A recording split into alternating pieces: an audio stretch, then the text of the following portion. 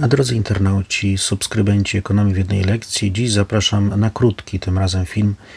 Zaznaczam, że krótki, bo ostatni pod tytułem Nowy trop w sprawie zaginięcia Ernestyny Wieruszewskiej i Anny Semczuk był bardzo długi, za wyjątkiem jednego filmu o podatkach. To był najdłuższy ze wszystkich na Ekonomii w jednej lekcji.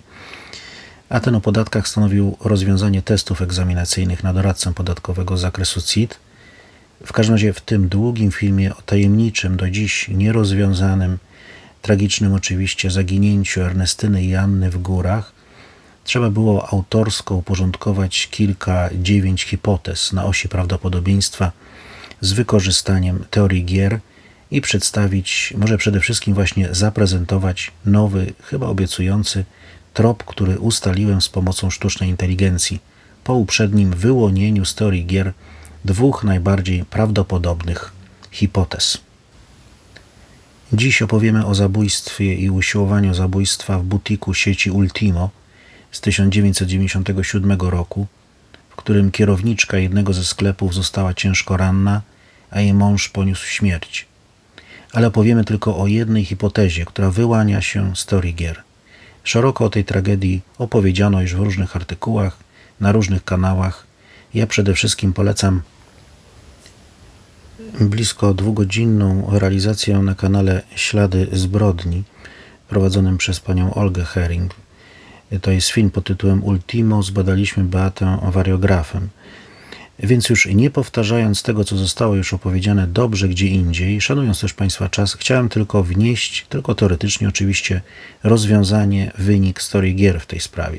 Nikogo nie oskarżam, naświetlam tylko sprawę w świetle teorii gier właśnie.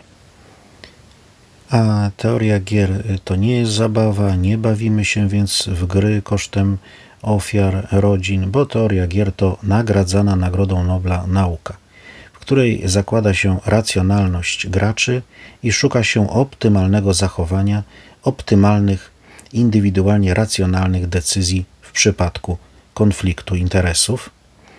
Wykorzystamy tu teraz dwa najbardziej podstawowe modele z teorii gier. Ekonomiści lubią modele.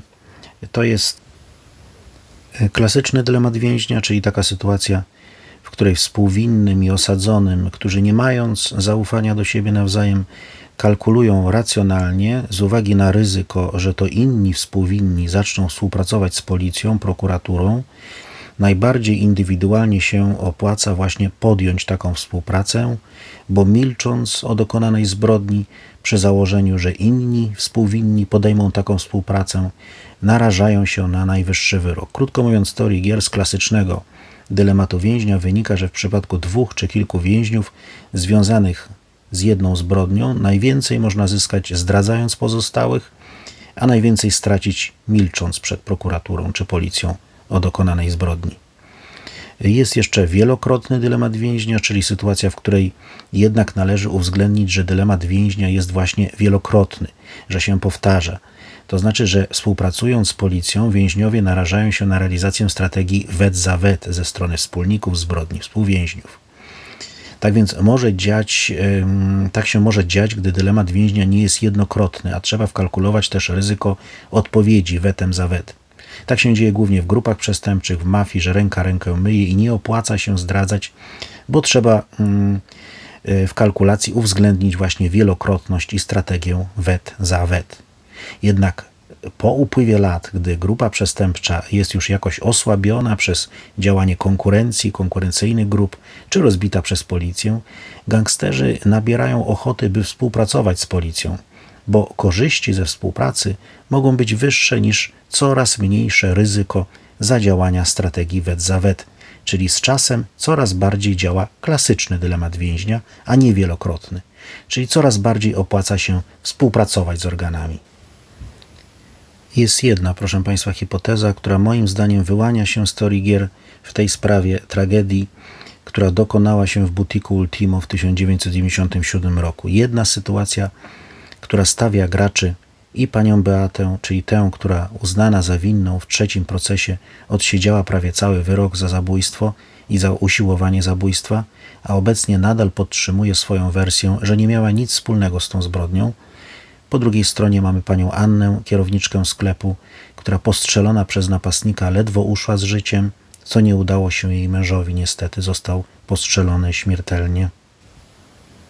Raczej wykluczamy grupy przestępcze, bo po tylu latach według teorii gier raczej nie działa już wielokrotny dylemat więźnia i strategia wet za wet, jak już sobie powiedzieliśmy.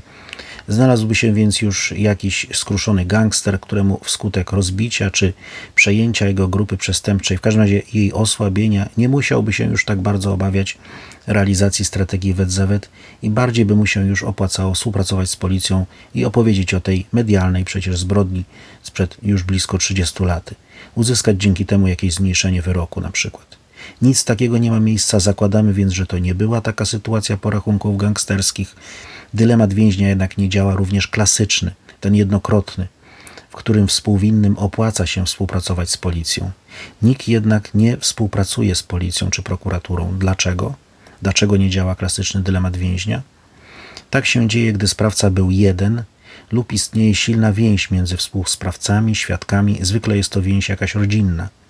Albo klasyczny dylemat więźnia przekształca się w wielokrotny i jest ryzyko strategii wet za wet.